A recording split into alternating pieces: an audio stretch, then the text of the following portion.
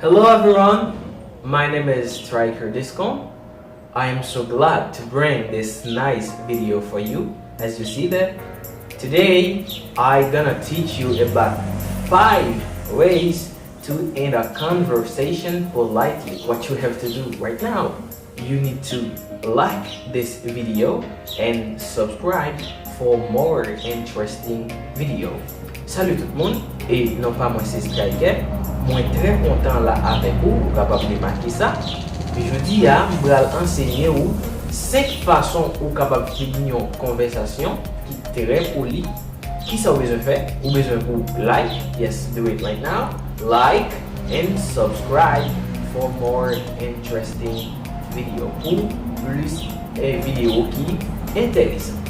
Restez là, à venir dans un petit moment.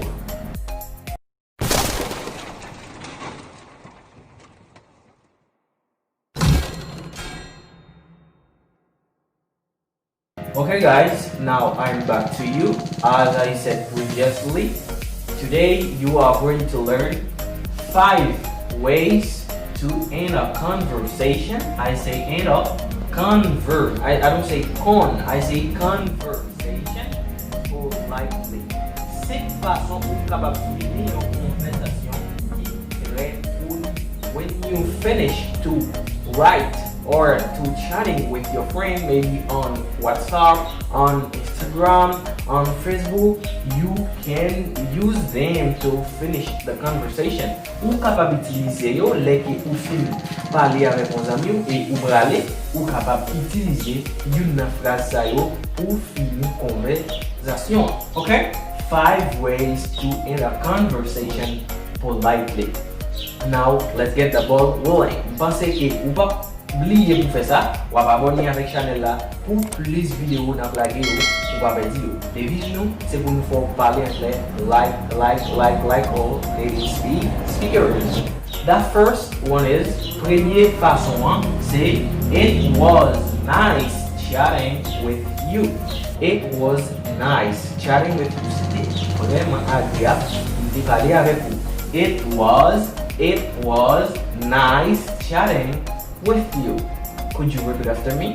Yes, repeat. It was nice chatting with you. This is the first way that you can finish a conversation, or at the end of a conversation, you can use this sentence to finish a conversation. Okay? It was nice chatting with you. The second one is, deuxième façon is well. You can say, oh, well, it's getting late.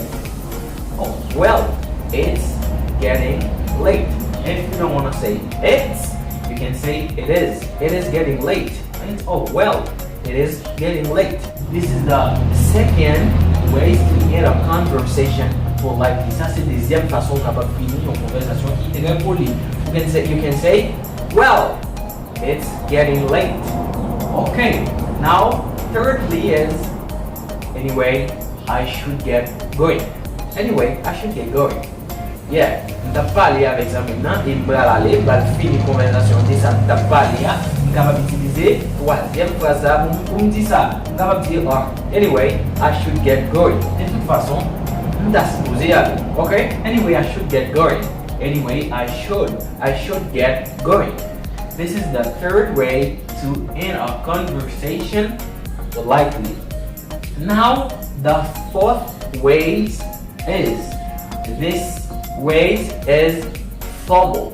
Façon ça, il formel pour utiliser. It's formal. You can say, oh, sorry, but I'm afraid. I need to go. Ça c'est quatrième façon pour capable finir une conversation qui est très poli. You can say, oh, sorry, but I'm afraid. I need to go. I'm afraid I need to go. Ça c'est quatrième façon ou capable de finir une conversation. The last way is I am sorry to cut you off. I'm sorry to cut you off, but I actually get a one. Could you repeat after me? Est-ce qu'on est capable de répéter après? On dit I'm sorry to cut you off, but actually gotta want. I say gotta. I make the linking here. Gotta want. Oh, sorry. I am sorry to cut you off, but I actually gotta want. If you don't wanna say cut you off, you can say interrupt you. To cut you off. If I don't wanna say cut you off, simple vle di cut you off, I can say or interrupt you.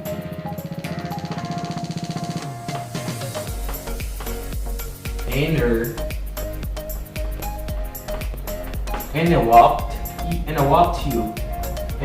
you.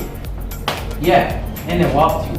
If I don't wanna say simple vle di cut you off, I can say interrupt you. You can say interrupt, but me, I prefer saying interrupt you. When I say interrupt, this T is silent. Interrupt you, like internet. You can say internet, but me, I prefer saying internet. Interrupt you. I'm sorry to cut you off, but I actually gotta want.